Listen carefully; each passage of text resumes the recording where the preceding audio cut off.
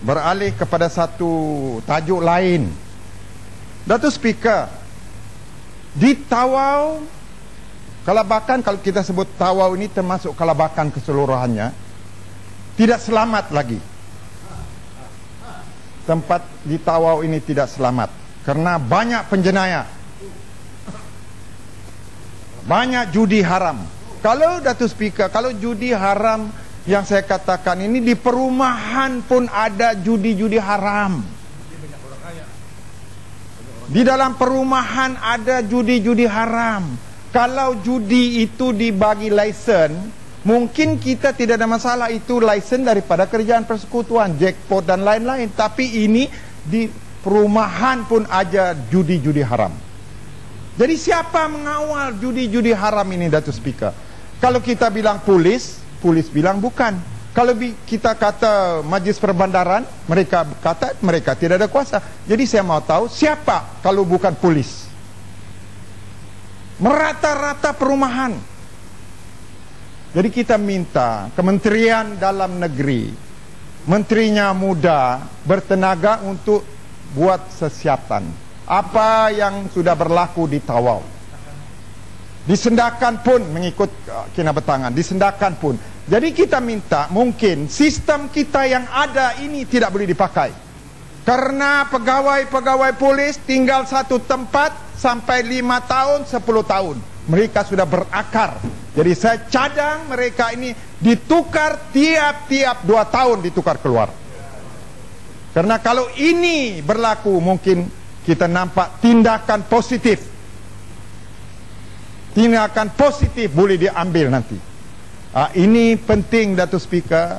Kita tidak mau ada, mungkin bukan semua, polis yang bersekongkol dalam daerah. Kita tidak mau ini berlaku.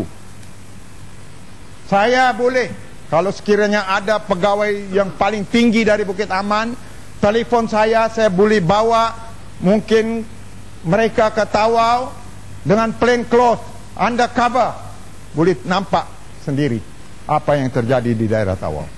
Jadi Datuk Speaker, saya bercakap ini bukan kehendak saya. Saya diminta oleh rakyat Sabah, oleh rakyat Tawau untuk menyuarakan ini dalam parlimen. Karena kalau kita suarakan pakai telefon saja, mereka tidak ambil tindakan. Saya berharap dengan adanya Dewan Rakyat ini, maka tindakan positif akan diambil. Jadi Datuk Speaker, selain daripada itu, tiap-tiap hari kereta-kereta mewah yang parking dipecahkan. Rakyat marah kepada kita, penting. Marah kepada Barisan Nasional. Mereka marah.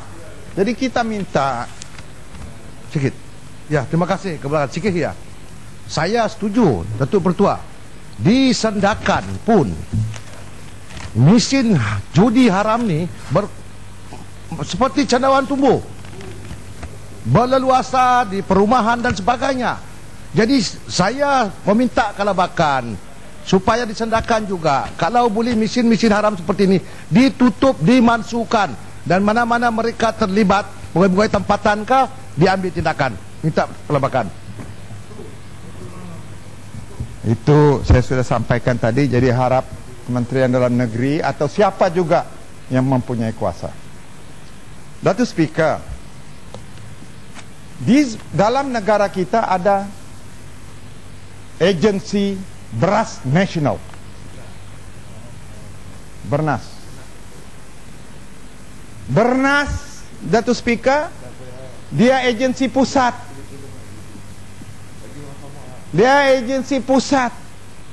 Dia bagi beras, supply beras pergi Sabah dan Sarawak. Jadi Datuk Speaker, ini meniaga monopoli. Kita Sabah, kita Sarawak, kita mau agensi kita sendiri. Mengapa kita mau kasih keuntungan kepada satu orang dari sini untuk kontrol, pegang kita punya leher Sabah dan Sarawak? Kenapa? Mungkin di Sabah, ahli-ahli parlimen Sabah dan Sarawak semua setuju. Kita bikin agensi, Sabah satu agensi, Sarawak satu agensi. Datuk Speaker pun mungkin setuju. Jadi Datuk Speaker, Bernas ini biasanya tiap-tiap tahun kita mau tahu apa sumbangan kebajikan. Apa sumbangan kebajikan? Kita wakil rakyat bukan mau minta beras. Kita mau mereka bagi kita untuk bagi kepada orang miskin pada tiap-tiap tahun waktu bulan Ramadan dan hari raya. Tapi itu pun nampaknya macam kita minta sedekah. Jadi saya sekarang minta Perdana Menteri gunakan kuasa.